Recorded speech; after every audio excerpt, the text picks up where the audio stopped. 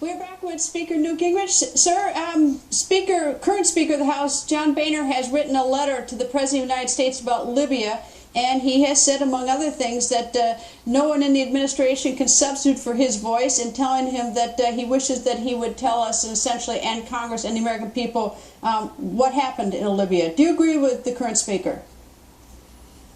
Yeah, I think Speaker Boehner has done something important here. You know, Colonel Bing West, who's a remarkable Marine, recently wrote an article pointing out that they had 7 hours to get forces to Benghazi, that they had a Marine detachment in Sicily, they had a F-18 unit in Sicily. The F-18s could have been over the consulate in about an hour. The Marines could have landed in Benghazi in about 2 hours. The 2 SEALs who were killed don't die till 4 o'clock in the morning. The fact is, we left the consulate with all sorts of secret documents uncovered, open to anybody. So you go back and you look at that and you say, why didn't somebody, not necessarily the president, but why didn't somebody in the national command system figure out in the opening minutes, let's get the Marines in there, let's get the fighter aircraft in there, let's drive away the insurgents, and then let's protect the embassy, the consulate. And I think Colonel West has raised a very, very important question that I hope people like John Boehner will pick up on and really push.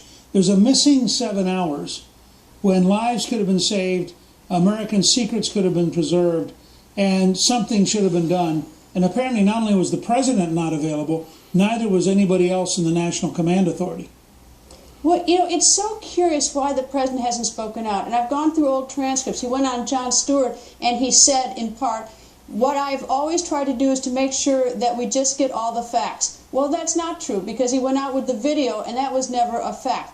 He goes on a few seconds later and says, every piece of information we get, as we got it, we laid it out for the American people. Well, that's not true. They got an email that night in which some terrorist group had at least claimed responsibility while they were not claiming that it was terrorism. So it's just not true. You know, he's left this big mystery for the American people, and you know, I'm anxious to hear, I mean, what happened?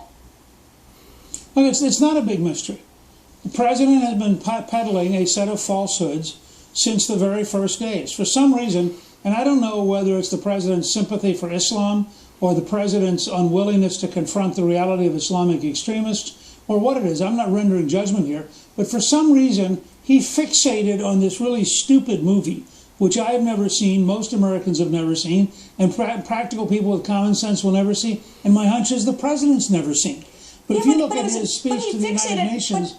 But it's even more bizarre than that, because he fixated on it, but it wasn't like it was never mentioned in any emails. I mean, he just, it's sort of like, it was mentioned at something that might have been a protest way over in Cairo, Egypt. I mean, there was never any suggestion that there was a video here. I mean, that's what was so bizarre about it.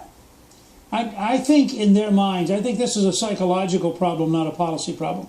I think in their minds, Obama and his top people had this image that they could explain all the problems in the Middle East as America's fault. Once again, we had done something bad. Once again, they had to apologize to the U.S. I mean, look at his speech to the UN, which is frankly an embarrassment. I mean, here's a guy who, and you can see he's in personal pain. It's as though he's personally offended by the attack on Islam, and it's personally, emotionally engaged him. And so I think they just lumped Libya into this larger picture, and they were very resistant. Remember, even after his press secretary says to the White House press corps, okay, this was a terrorist action. The very same afternoon, the president, I think, is in Florida, and he says, oh, this is all because of that film. He cannot let go of this, but there's a deeper question here. I mean, forget Obama for a half second. Chairman of the Joint Chiefs, members of the Joint Chiefs, General Petraeus out at the CIA, Secretary Clinton, the National Security Advisor, Tom Donilon. None of these people thought of the fact that we had Marines sitting in Sicily. None of them asked about the F-18s sitting in Sicily. This is the point Bing West is making. We might have saved these lives if we'd had a commander-in-chief or a team that was prepared to do something decisively. All right, just a quick question. Tomorrow, Governor Romney is giving a speech in Iowa on economics. What's the sort of is it going to be a sort of a stump speech, or do you think we're going to hear something a little bit new? We may hear some new things. I can't tell you, because I frankly have been both in La Crosse, Wisconsin, and now down here in Austin, so I'm not going to pretend. I do think that he understands that the more vividly he can portray a job-creating, energy-developing, free enterprise model, the bigger the gap's going to get between he and Obama. Mr. Speaker, always nice to see you. Thank you, sir.